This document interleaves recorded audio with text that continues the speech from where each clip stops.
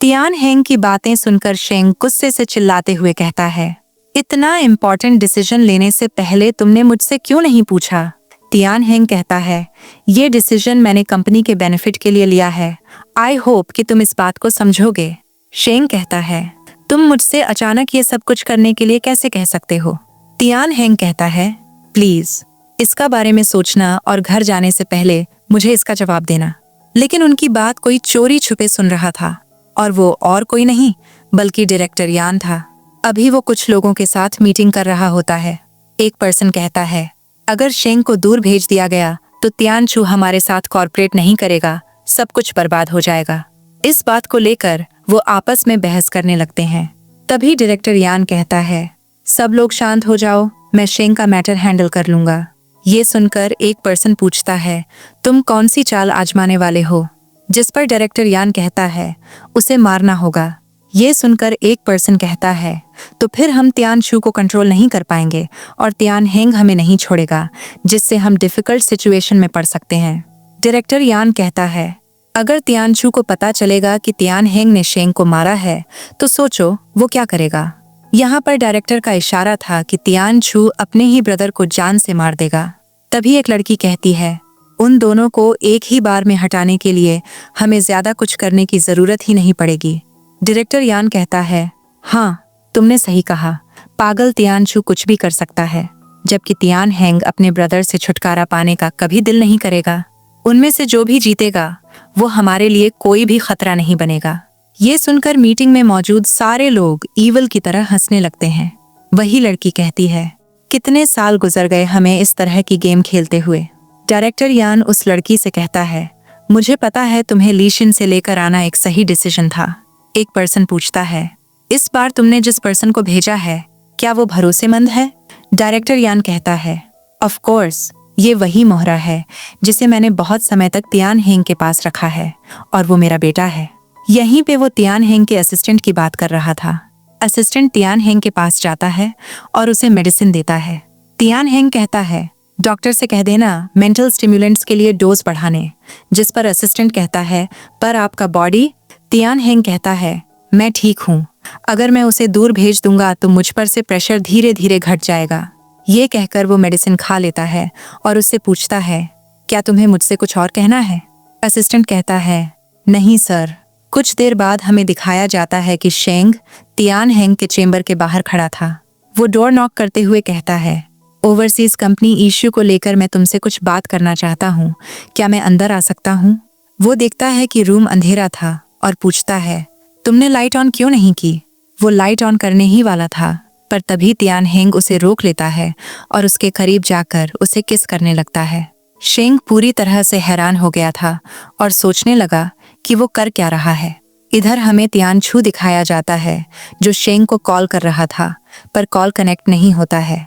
वो परेशान होकर सोचने लगता है, ब्रदर शेंग कितने स्लो हैं। उसने मुझसे कहा था कि वो मुझे हॉस्पिटल से पिकअप करने के लिए आएंगे। इसके बाद सीन फिर से शेंग पर शिफ्ट होता है। वो तियान हेंग से कह रहा होता है, मुझे जाने दो, पर तियान हेंग उसे छोड़ ही नहीं रहा था। शेंग सोचने लगता है, क्या ये कोई सपना है? आखिर ये सब क्यों हो रहा है? क्या मैं उस बच्चे को सपने में देखूंगा जिसके साथ मैं बड़ा हुआ हूँ और इस तरह की चीजें करूंगा? तभी वो तियान हेंग को और नाइफ घुमाता है और सोचने लगता है, नहीं, ये कोई सपना नहीं है। तभी वो नोटिस करता है कि वो ठीक से सांस नहीं ले पा रहा है और उसका बॉडी टेम्परेचर भी हाई है। उसकी हालत ठीक नहीं लग रही थी, ऐसा लग रहा था किसी ने उसे ड्रग दिया है। शेंग चिल्लाते हुए कहता है, तियान हेंग जाग जाओ प्लीज। पर तियान हेंग उसके करीब जाकर उसे फिर से किस करने लगता है। शेंग उसके गले में नाइफ रख देता है और कहता है, मुझे फोर्स मत करो। ये सुनकर तियान हेंग कहता है, अगर ऐसी बात है तो फिर तुम्हें सॉफ्ट हार्टेड नहीं बनना चाहिए। ये कहकर वो खुद को नाइफ से हर्ट कर देता है। उसके घाव से बहुत सारा खून बह रहा था।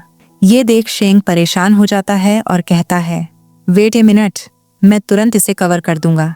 पर तियान हेंग कहता है, यहाँ से चले जाओ। पर शेंग जाना नहीं चाहता था। तियान हेंग कोल्ड वॉइस में कहता है, मैंने कहा ना, यहाँ से जाओ, इससे पहले कि मैं तुम्हें हर्ट कर दूं, यहाँ से निकल जाओ। शेंग चैम्बर से बाहर निकल जाता है। वो सोच रहा होता है, आखिर ये सब कुछ क्यों हो रहा है?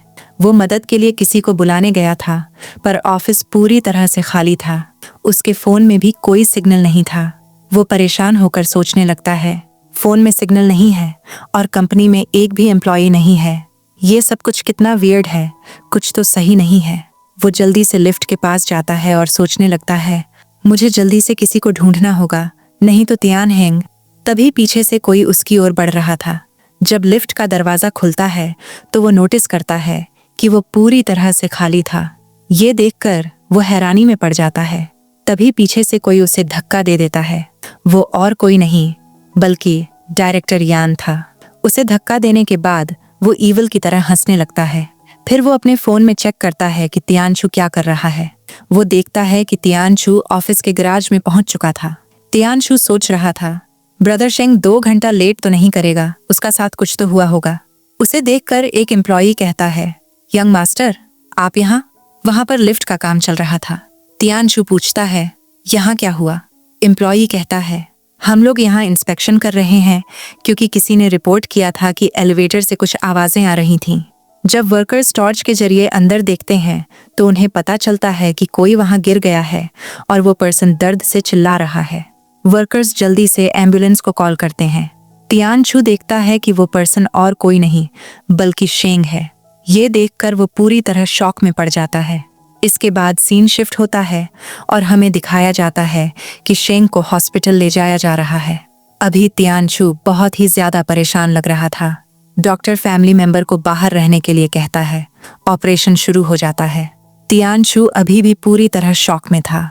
कुछ देर बाद वहां पर डायरेक्टर यान पहुंच जाता है और कहता है, मुझे खबर मिली कि शेंग नीचे गिर गया।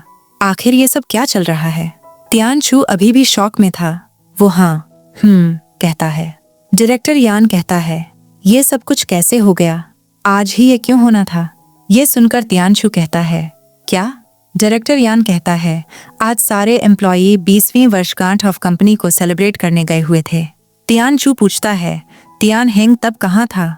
डायरेक्टर यान कहता है, स्याओ वेई ने कहा था कि वो शेंग के साथ कुछ डिस्कस करने वाला था, इसलिए वो अकेले कंपनी में था। इस इंसिडेंट के दौरान हमने पाया कि नाइफ के जरिए उसके हाथ में चोट लगी है और वो कोमा में चला गया था। अजीब बात यह है कि जब हमने उससे पूछा किसने उसे हर्ट किया है तो उसने कहा कि उसने अपने आप को चोट पहुंचाई है। ये सुनकर तियानशु कहता है, वो कहाँ पर है? मैं उसे ढूंढ निकालूंगा। पर डायरेक्टर यान उसे रोकते हुए कहता है, तुम्हें पागलों की तरह एक्ट नहीं करना चाहिए। हमारे पास एविडेंस नहीं है कि तियान हेंग शेंग के गिरने में इन्वॉल्व है। तभी ऑपरेशन रूम से डॉक्टर बाहर निकलता है। तियानशु उनसे शेंग के बारे में पूछता है। डॉक्टर कहता है, हमने टेम्पोरेरी के लिए उन्हें बचा लिया है। ये सुनकर तियानशु शॉक में पड़ जाता है। डॉक्टर कहता है, ऑपरेशन के दौरान पेशेंट को हल्का होश आ रहा था, पर वो जल्द ही कोमा में जा सकता है। अगर उसे 1 हफ्ते के अंदर होश नहीं आता है तो मुझे डर है कि वो कोमा में जा सकता है। वीडियो पसंद आया तो लाइक कर दो और चैनल को सब्सक्राइब कर दो ताकि नई वीडियो अपलोड होने पर तुम्हें नोटिफिकेशन मिल जाए।